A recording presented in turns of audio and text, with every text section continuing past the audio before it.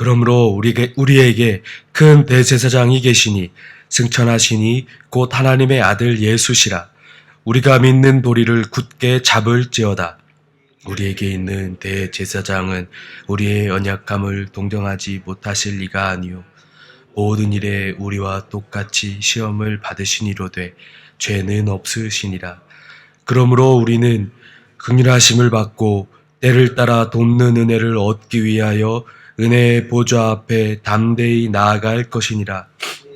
대제사장마다 사람 가운데서 택한 자이므로 하나님께 속한 일에 사람을 위하여 예물과 속죄하는 제사를 드리게 하나니 그가 무식하고 미혹된 자를 능히 용납할 수 있는 것은 자기도 연약에 휩싸여 있음이라. 그러므로 백성을 위하여 속죄제를 드림과 같이 또한 자신을 위하여도 드리는 것이 마땅하니라. 이 존귀에는 아무도 스스로 취하지 못하고 오직 아론과 같이 하나님의 부르심을 받은 자라야 할 것이니라. 또한 이와 같이 그리스도께서 대제사장 되심도 스스로 영광을 취하심이 아니요 오직 말씀하시니가 그에게 이르시되 너는 내 아들이니 내가 오늘 너를 낳았다 하셨고 또한 이와 같이 다른 데서 말씀하시되 내가 영원히 멜기세덱의 반차를 따르는 제사장이라 하셨으니 그는 육체에 계실 때에 자기 일을 육중에서 능히 구원하실 이에게 심한 통곡과 눈물로 간구와 소원을 올렸고 그의 경건하심으로 말미암아 들으심을 얻었느니라.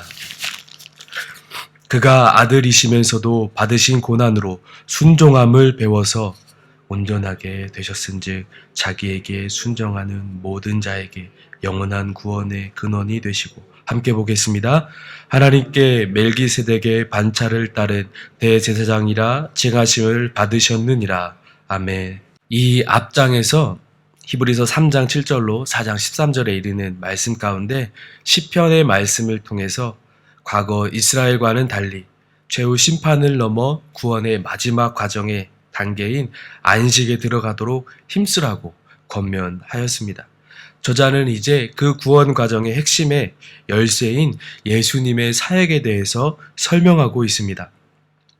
당시의 성도들, 교회들에게는 큰 측면에서 두 가지의 문제가 있었는데 첫 번째는 예수님에 대한 진리의 문제였고 두 번째는 그 예수님을 믿는 삶에 따르는 고난의 상황들이었습니다. 예수님을 믿고 따르는 삶에 충실히 여전히 살고 있었지만 죄는 그들의 삶 가운데 여전히 존재하고 있었습니다. 그리고 그 죄에 대하여 양심의 가책과 죄의식들이 드러나고 있었는데 그러한 그들의 죄에 대한 괴로움에서 구약의 제사를 통해 그 짐승의 피를 통한 속죄의 가르침이 그들을 흔들어 놓고 있었습니다. 또한 유대인들이 예수님을 믿고 따르는 삶에 대한 비난과 압박이 그들의 삶에 늘 존재하고 있었습니다. 이 두 가지의 삶의 큰 문제에 부딪혀서 신앙의 삶에서 이탈하는 자들과 또한 흔들리는 문제들이 일어나고 있었습니다. 이에 대해 히브리서의 기자는 예수님의 진리에 대해서 그리고 그들의 어려운 삶에 대하여서 변론하고 흔들리지 말 것을 간구하고 있는 것입니다. 앞으로 10장까지 이어지는 이 설명들은 신자가 구원의 과정에 들어가는 것, 곧 죄사함과 사탄, 죄, 죽음의 통치에서 해방되어 하나님의 나라에서 새 언약의 관계를 맺게 하는 것과 구원의 과정 안에서 오늘을 신실하게 살도록 돕는 것에 집중하고 있습니다. 먼저 본문에서는 예수님의 사역을 대제사장의 개념으로 풀어가고 있습니다. 두 가지의 권면을 하고 있는데 대제사장 되신 예수님을 믿는 믿음을 굳게 잡으라는 것과 때를 따라 돕는 은혜를 얻기 위해서 하나님의 은혜의 보좌 앞에 담대히 나아가라는 권면의 말을 전하고 있습니다. 14절에 보면 그러므로 우리에게 큰 대제사장이 계시니 승천하시니 곧 하나님의 아들 예수시라. 우리가 믿는 도리를 굳게 잡을지어다. 이 말씀을 통해서 짐승의 피로 인한 속죄의 방법, 즉 구약시대의 제사를 통해서 그들의 죄의 문제를 해결하였던 것으로 성도들을 흔들고 있는 것에 대해서 대제사장이신 예수님의 자격에, 사역에 대해서 말하고 있습니다. 저자들은 5장 1절부터 10절에 이르는 말씀을 통해서 왜 대제사장 되시는 예수님을 굳게 붙잡아야 하는지를 부연하며 설명하고 있습니다. 구약시대의 제사장들은 사람 가운데서 선택한 자로서 사람들을 대표하여 예물을 드리고 속죄하는 제사를 드렸지만 자신 또한 죄를 용서받아야 하는 인간이었습니다. 하지만 예수님께서는 자신의 몸을 희생제물로 삼아서 단 한 번의 제사로 모든 인류의 죄를 단번에 그리고 완벽하게 대속하셨습니다. 하나님께서 세우신 대제사장이었고 그분의 권세를 능가할 리는 없었습니다. 완전한 대제사장이심을 선포하는 것입니다. 사람들의 마음속에 죄의식이 일어나고 양심에 찔려서 눈에 보이는 무언가가 필요해서 구약시대의 제사의 방법을 통해 짐승의 피를 흘리고 그리고 그것을 눈으로 보고 몸으로 행동하며 그 마음을 털어내고 싶어 할 수는 있습니다. 하지만 히브리서 기자는 이 불완전한 속죄의 방법이 아니라 완전한 대제사장이신 예수님께서 그 모든 죄의 문제를, 근원을 한 번 해결하셨음을 기억하고 굳건히 믿으라는 것입니다. 또한 15절에서 16절 말씀을 보면 우리에게 있는 대제사장은 우리의 연약함을 동정하지 못하실 이가 아니요 모든 일에 우리와 똑같이 시험을 받으신 이로되 죄는 없으시니라. 그러므로 우리는 긍휼하심을 받고 때를 따라 돕는 은혜를 얻기 위하여 은혜의 보좌 앞에 담대히 나아갈 것이니라. 우리의 대제사장 되시는 예수님께서 어떠한 분이신지 더 깊게 설명하고 있는데 아무 죄도 없으신 분이면서도 이 땅에 오셨고 똑같이 시험을 받으심으로 우리의 모든 연약함을 아시는 분이라고 설명하고 있습니다. 이 말은 굳이 그렇게 하지 않으셔도 되는 분께서 직접 이 땅 가운데 오셨고 또한 우리가 경험할 수 있는 모든 괴로움이나 고통들을 직접 겪으시고 이겨내심으로 우리를 사랑하심을 증명하셨고 또한 몸으로 직접 보이셨다는 것을 말하고 있는 것입니다. 이러한 분께서 우리 가운데 오셔서 대제사장으로 우리의 죄를 속해 주시고 우리의 모든 것을 알고 계시니 우리를 그렇게 사랑하시는 분께서 지금도 우리를 위해 하나님의 우편에 중보하고 계시니 지금 흔들리지 말고 때를 따라 돕는 은혜를 위하여 그 은혜의 보좌 앞에 나아가라는 것입니다. 우리가 홀로 괴로워하고 있는 것도 아니고 아파하고 있는 것이 아니라는 말이죠. 우리에게 다가오는 시험을 나 혼자만 받고 있고 나 혼자만 괴로워하고 있는 것이 아니라고 시편 히브리서의 기자는 말하고 있는 것입니다. 우리가 얼마나 힘겹게 이 땅 가운데서 살아가는지를 또한 연약하여서 얼마나 쉽게 흔들리고 어려움 가운데 나아가서 살고 있는지를 이미 예수님께서는 겪었고 알고 계시다는 것입니다. 그리고 그러한 삶 가운데에서 승리하심을 우리 가운데 보여주셨고 그리고 그 길을 우리에게 따르길 원하고 계시고 그를 위해 지금도 우리를 위해서 중보하고 계시며 때를 따라 돕고 계시다는 것을 굳게 믿고 나아가라는 하나님의 말씀입니다. 그때 당시에 살아가고 있는 성도들에게 이 말씀은 하나님의 은혜가 그들 가운데 깊게 자리하는 계기가 되었을 것입니다. 힘들고 어려울지라도 나 혼자가 아닙니다. 나만 겪는 것이 아니고 내가 겪을 수 있는 모든 것들, 아직 겪지 못하는 그 아픔들까지도 우리 예수님께서는 이미 경험하셨고 그리고 승리하셨습니다. 또한 그 승리하신 예수님께서 지금도 나를 위해 때를 따라 돕기 위해 하나님의 우편에 앉으셔서 중보하고 계십니다.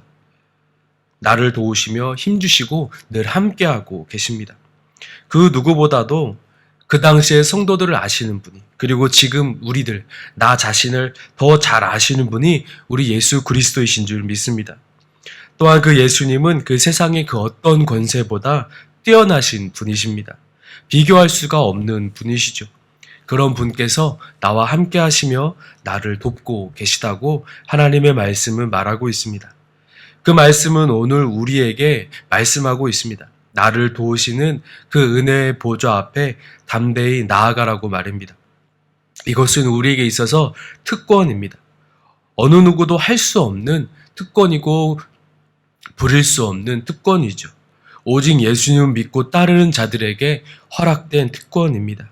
우리가 연약해서 불안하고 괴롭고 아파할 때에 예수님을 기억하고 붙잡고 그 은혜의 보좌 앞에 나아갈 수 있는 은혜가 있기를 예수님의 이름으로 소망합니다. 또한 이 힘겨운 세상에서 믿음을 지키며 살기 어려울 때 나와 함께 동행하시며 나의 작은 소리조차 듣고 계시는 그분 앞에 무릎으로 나아갈 수 있는 은혜가 있기를 다시 한번 예수님의 이름으로 축원합니다. 오늘 하루 예수님을 붙잡고 의지하고 그 믿음의 은혜의 보좌 앞에 나아가는 귀한 하루가 되시기를 다시 한번 예수님의 이름으로 축원합니다. 기도하겠습니다. 우리를 너무도 사랑하시는 하나님 아버지, 우리에게 예수님을 통하여서 죄를 사하여 주시고 모든 상황 속에서도 이길 힘 주시고 함께 하시니 그 크신 은혜에 감사함을 드립니다. 우리의 삶 속에서 오직 한 소망이신 예수님을 기억하고 따르는 은혜로서 승리의 길을 걷게 하여 주시옵소서. 성령 하나님, 이 믿음의 길을 걸어가도록 우리를 도와주시옵소서. 함께 기도하시고 개인의 기도로 나아가겠습니다. 기도하겠습니다.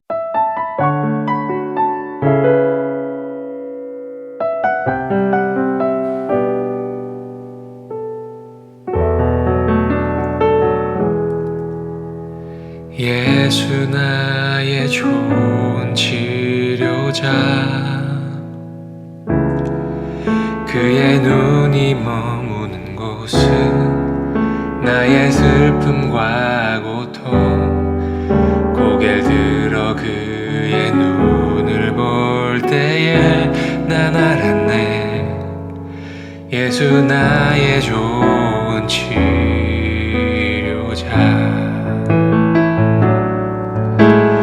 예수 나의 좋은 치료자, 그의 손길이 닿는 곳은 나의 상처와 아픔, 영원히 흐를 것 같았던 눈물 다 멎었네. 예수 나의 치료자,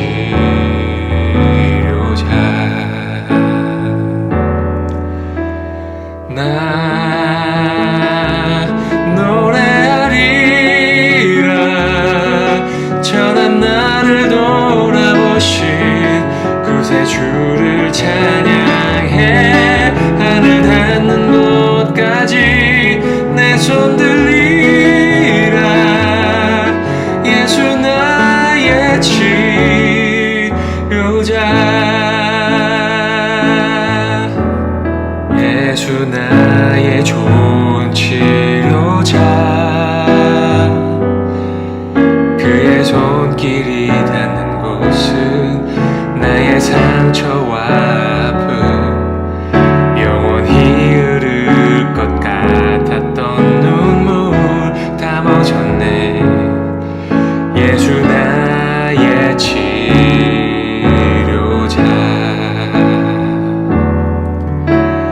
나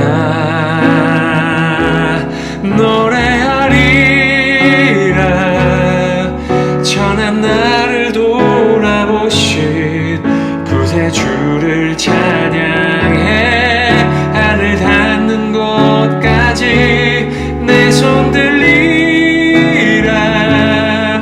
예수 나의 치료자,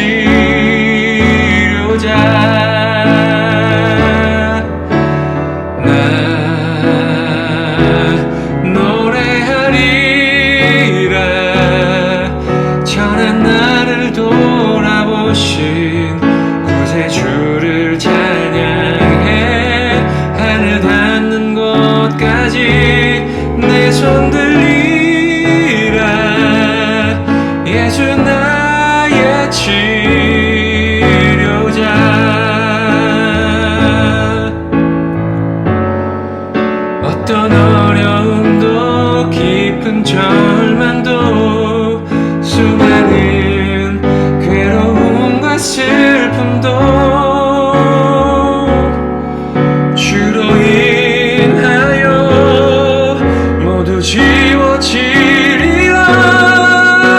예수 나의 치료자. 난 노래하리라 전한 나를 돌아보신 구세주를 찬양해. 하늘 닿는 곳까지 내 손 들리라. 예수 나의 치료자. 나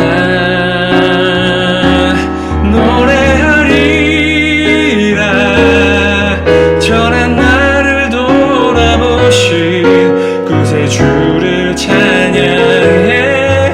하늘 닿는 곳까지 내 손 들리라. 예수 나의 치료자.